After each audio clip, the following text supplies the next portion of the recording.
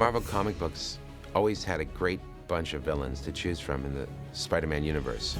So many great Marvel artists and writers had developed these wonderful characters and written stories and had drawn great images to go along with them, that it was a very easy task to pick those wonderful tales and images that we wanted to make this film based upon. When we do any movie at Marvel, it always starts with the comic books. It always starts with looking at our favorite stories from the books. There are more new characters, more villains, more struggle for Peter, maybe the biggest struggle of his life. In the great tradition of especially Spider-Man villains, there are no villains. There are people who are victim of circumstance.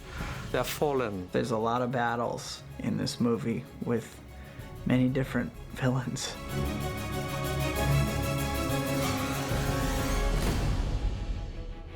Since the end of part one, we were hinting at this conflict coming between Peter and his best friend Harry. What we saw at the end of Spider-Man 2, we left Harry, and you wonder, is he going to take up his father's mantle?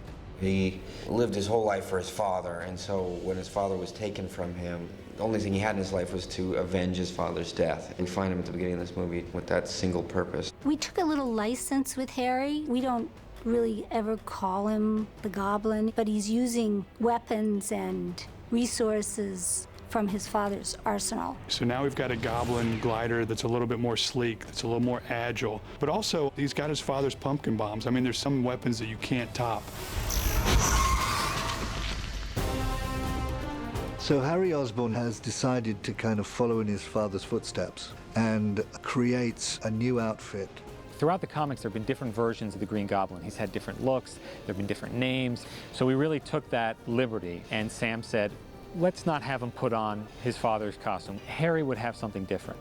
Harry would take the technology available to him now and make something else. They didn't want to go and make a Goblin. They didn't want to do the conventional Goblin. They wanted something new, so essentially they were kind of creating a new suit, a new character. So this is a kind of Black Knight, a knight that has a sense of armored cuirass, but with really rather nasty kind of attributes like blades that come out of his arm and a pretty sophisticated and elaborate snowboard. So this is the new generation glider. It's called the Sky Stick. We made different versions of this board. One that rides on a fluid head gimbal. We made a lighter weight one, and that is for wire flying. So stunts can take that 60 feet in the air. Well, basically, this is an arm blade mechanism, and this one is functional, spring-loaded, and radio-controlled trigger. And we also are doing a helmet and goggles. There's a static version, solid. There's a stunt version, soft. And then there's one with goggles that lift, and the front of the mask actually travels. I think the idea behind this suit was he wants to create something that's going to get the job done and just take out Peter Parker. Harry! You knew this was coming, Pete. I didn't kill your father! This movie has a new character, Sandman, Thomas Hayden Church.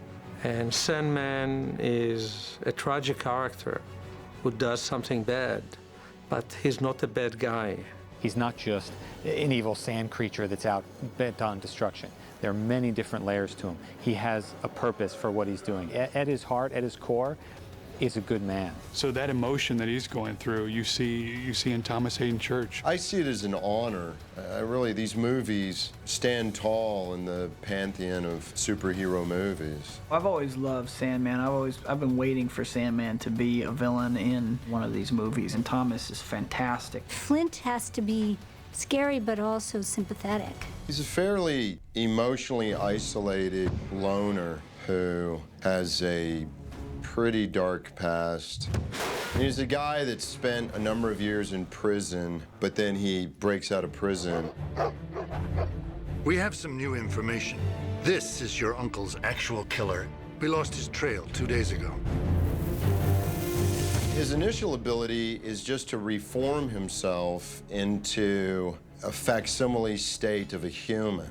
But what becomes apparent is he has various levels of invulnerability. This man killed my uncle, and he's still out there. So he goes after Flint Marko with a different kind of vengeance in his heart. Remember Ben Parker? What does it matter to you anyway? Everything! There's a whole undercurrent that's much more kind of humanely intimate to him. And you realize throughout the movie he's just a tortured soul, and he's presented with a lot of the obstacles that Peter was back in movie 1, and whereas Peter zigged, he zagged, and you realize that they're really, at their core persona, are not that different.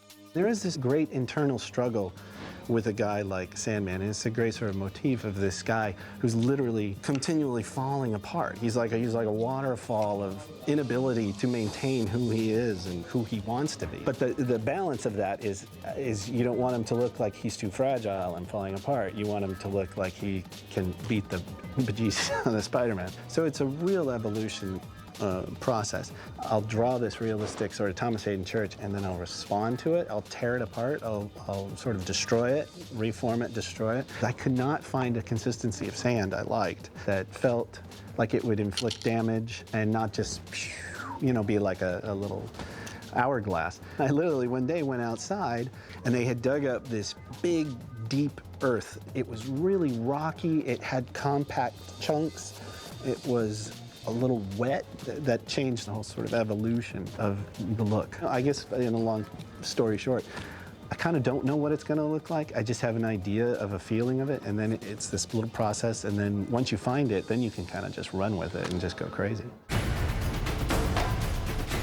Well, Jim Atchison was our costume designer for all the villains. With Flint Marko, we really took our cue from the comic book. Sandman can change shape and dissolve and appear and grow and shrink. That sort of changing character is an interesting idea. In terms of costume, it's very simple, but we're asked in this department to kind of go beyond that. So we design various stages of it, different scales of it, and I work with wonderful sculptors to create maquettes.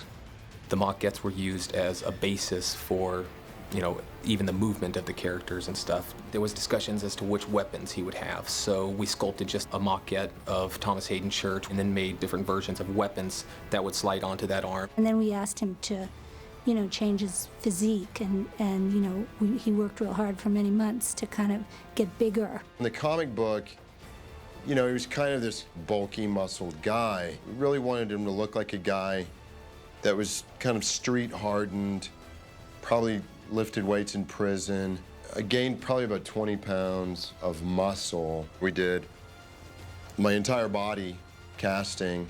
First they powder you down, and then you put it in the box, and then they fill it up with plaster. A head cast is about, the whole process is going to take about an hour and a half, but they're actually under alginate and plaster bandage for about 45 minutes. We do have to create technology that's never existed before. And Sandman was a unique opportunity for a CGI. We had to understand how the sand behaved. Spider-Man literally couldn't grab onto him. Spider-Man throws a web net on him, he goes through the net. He tries to grab him, the sand just runs through Peter's fingers. And finally now, 45 years after his debut in the comics, I think cinema technology has progressed to the point where we can do that on film.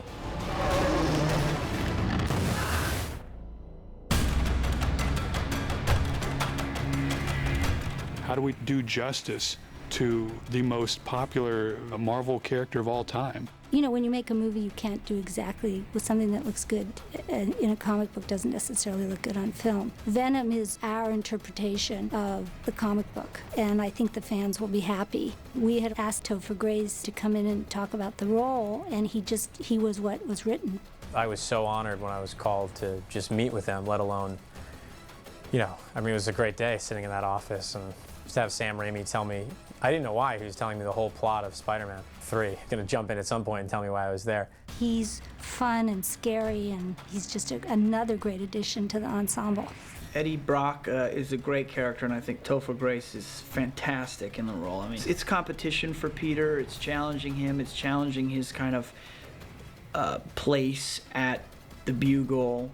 It's Brock, sir. Edward Brock Jr. What we always try to do with the Spider-Man movies is make the villains personal to Peter. Whoa, Spidey, love the new outfit. But there are also a lot of differences. On the outside, Eddie is probably a slicker individual, but that is just an exterior, and his interior is very weak. Parker. It's a very slow transformation. It's really weaved in with the rest of the story. Venom basically has similar strengths as Spider-Man, but just stronger, more agile, more vicious. It's a little bit, anything you can do, I can do better. The person I really want to please is me, because I read these comic books, and it's daunting because Venom is a fan favorite. And so when I approach the script, it's I always think with great power comes great fun. The challenge in translating comic book to a movie is how do you take these spectacular 2D images, how do you then turn that into the three-dimensional world? The famous black suited Spidey begins as a little bit of black goo in the comics. In the final version of Spider-Man 3, you're going to see something that's much more alive, that has many more tentacles and pieces to it, and a lot of that came from our illustrator EJ, who just took that initial concept of the goo and said, okay, how can we push this further? I mean, the goo was kind of a major thing, you know, and that's a perfect example of how in comics the goo works, but in the real world you got to feel that it's different and it's a little more vicious. I just got this image in my mind of you know, these things just, you know, literally pulling his eyes open and being kind of vicious. Those drawings really sparked a resonance in Sam, then led to the idea, okay, well, how is this guy constructed? Traditionally, Venom doesn't have a web on his costume. My specialty is to really ground a design or an illustration in something that could work in the real world. You have seams, you have things that need to be covered, and the webbing just kind of came out, and then it became this whole thing. What if the webbing was very vicious? What if it looked like it was gripping him? What if you really felt the pain of this thing on him? Look, I'm a really skinny guy, so I put on about 15, 20 pounds for the role. I started working out about 6 or 7 months before we started shooting. And this character is a very elusive and difficult one to nail down. The whole process, to get into, if I'm doing the makeup for Venom, it's about an hour to get into just the suit. He would first sit in the makeup chair and put on the appliance pieces onto his face, so it was a 4-hour process. And then when we were doing the motion capture, you know, that took a good 2 hours to put 1,000 dots on my face. It's kind of a tough portal to go through, but once you're on the other side, you can really have a lot of fun. So you always want to pick a villain that can put Peter Parker on this shaky moral ground. It's not that he's stronger, it's not that he's faster, it's that he ultimately comes to a moral decision. We ask ourselves the question, what does this young man still have to learn to overcome these obstacles and truly become a hero? We have a lot of villains in the movie, but thematically, everybody in the movie is fighting their dark side. Spider-Man generally is the weaker of the two fighters, and he would have to find the villain's vulnerabilities. So although you have an existing set of storylines, we really need to shake it up to give the audience a new experience. This could be the end of Spider-Man.